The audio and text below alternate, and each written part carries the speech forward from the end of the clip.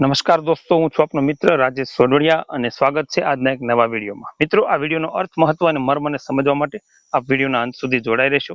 વિડીયોનો સંદેશ અમે અંતમાં આપશું. તો આવો જઈએ આ સરસ મજાની એક વાર્તા કે વખાણેલી ખીચડી દાટે વળગી. એક નાનકડા ગામની અંદર એક હર્ષલ નામનો યુવાન રહે. આ યુવાનને નવી નવી વસ્તુ છે એ ખરીદવાનો અને બીજાને બતાવવાનો ખૂબ શોખ હતો. એક દિવસ ગામમાં એક વેપારી આવ્યો અને આ વેપારીએ એક ઘડિયાળ વેચવા માટે એની જાહેરાત કરી કે આ ઘડિયાળ છે એ દુનિયાની સૌથી શ્રેષ્ઠ અને ઉત્તમ ઘડિયાળ છે. આ ઘડિયાળ ક્યારેય બગડતી નથી, પાણી અને ધૂળથી સુરક્ષિત છે અને આ ઘડિયાળ જે લેશે એ આજીવન પહેરી અને વાપરી શકશે. આ વાતના મોહિત થઈ અને હર્ષલ સાંભળી અને ખૂબ પ્રભાવિત થયો અને ઘડિયાળની સુંદરતા અને વેપારીના વખાણ જોઈ અને હર્ષલે આ ઘડિયાળ લેવાનું નક્કી કર્યું. તરત જ એમણે એક મોટી રકમ ચૂકવી અને આ ઘડિયાળ છે એ ખરીદી લીધી. ખરીદ્યા પછી આ ઘડિયાળને પહેરી અને એ ગામના તમામ લોકો સાથે ઊંચો હાથ કરી અને રોજ બધાને બતાવવાનું ચાલુ કર્યું અને ઘડિયાળના ખૂબ વખાણ કરવા માંડ્યો અને ગામના લોકોને બધાને કહેવા માંડ્યો કે મેં મોંઘી ઘડિયાળ લીધી છે, આ શ્રેષ્ઠ ઘડિયાળ છે, એ ક્યારેય બગડવાની નથી, ક્યારે એમાં પાણી પણ નથી જવાનું. એટલે ઘડિયાળ લીધી એટલે ગામના બધા લોકો છે એમને અભિનંદન આપવા લાગ્યા. કેટલાક લોકો છે એ ઈર્ષ્યાથી પણ ભરાઈ ગયા અને પોતાની ઈર્ષ્યા પણ કરવા લાગ્યા. પરંતુ મિત્રો, થોડા દિવસ પછી બન્યું એવું, એક રવિવારના દિવસે હર્ષલને સ્કૂલમાં રજા હતી એટલે એ હર્ષલ છે એ નદીમાં સ્નાન કરવા માટે ગયો.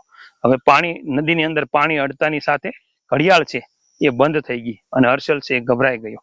એમણે ઘણી બધી કોશિશ કરી પરંતુ આ ઘડિયાળ છે એ ચાલુ થતી નથી અને ઘણા પ્રયાસો કર્યા, ન થાય એટલે હર્ષલ છે ફરી પાછો ગામમાં આવે છે. ગામમાં આવી અને એક ઘડિયાળી એટલે કે જે ઘડિયાળ રિપેરિંગ કરવા વાળા કારીગર છે એમને બતાવે છે અને ત્યારે એ કારીગર એમ કહે છે કે હવે આ ઘડિયાળ શરૂ થાય એવું મને લાગતું નથી, કારણ કે આ ઘડિયાળની અંદર સારું એવું પાણી ઘૂસી ગયું છે અને જે વસ્તુ તમે લીધી છે એ પ્રમાણેની વસ્તુની ગુણવત્તા પણ ઓછી છે, એટલે આ ઘડિયાળ હવે હું ચાલુ નહીં કરી શકું.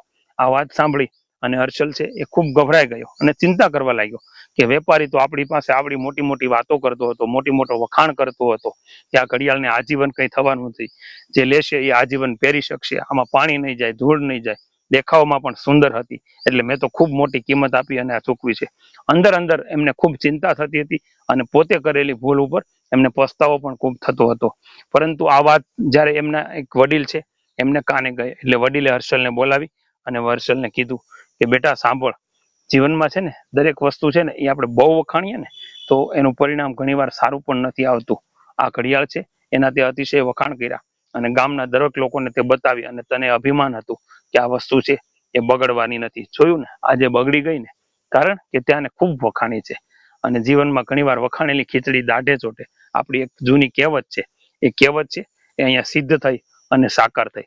વડીલના આ શબ્દો છે એ હર્ષલને સાચા લાગ્યા અને એમની વાત ઉપર એમને ખૂબ ચિંતા થઈ અને પોતાને અફસોસ પણ થયો કે મેં જે ભૂલ કરી છે એ ભૂલથી જીવનમાં ઘણું બધું શીખવા મળ્યું. મિત્રો, આપણે પણ આ વિડીયોનો અર્થ, મહત્વ એ છે કે જીવનમાં ઘણીવાર આપણે બહુ પછી વસ્તુ હોય કે વ્યક્તિ હોય એમને આપણે ખૂબ વખાણતા હોય છે, અણધાર્યા વખાણ કરતા હોય છે. આપણી પાસે પરિચિતતા હોય, પરિપક્વતા હોય કે ન હોય, છતાં પણ આપણે એટલા વખાણ કરતા હોઈએ છીએ કે આપણને જીવનમાં ક્યારેક પાછું જોવાનો વારો આવે છે. અને ત્યારથી જ આ કહેવત પડી છે કે વખાણેલી ખીચડી છે એ દાઢે ચોટે છે. એમ જીવનમાં ઘણા માણસોના પણ આપણે આવી રીતે વખાણ કરતા હોય, તારીફ કરતા હોય છે, પણ જ્યારે એનો એ માણસ છે ને એ જ્યારે આપણને નુકસાન કરે ને ત્યારે આપણને પરિસ્થિતિ સમજાતી હોય છે કે આપણે જેના વખાણ કરતા હતા એમણે આપણું નુકસાન કર્યું. મિત્રો, આપને કેવી લાગી આ વાર્તા એમને કોમેન્ટ કરી અને ચોક્કસથી જણાવશો અને આવા જ બીજા વિડીયોને જોવા માટે અમારા આઈડીને ફોલો કરશો, યુટ્યુબ ચેનલને સબસ્ક્રાઇબ કરશો, લાઇક શેર કરીને આપના પ્રતિભાવ છે એ કોમેન્ટમાં જરૂરથી આપશો. Thank you. જય હિન્દ, જય ભારત, જય જય ગરવી ગુજરાત.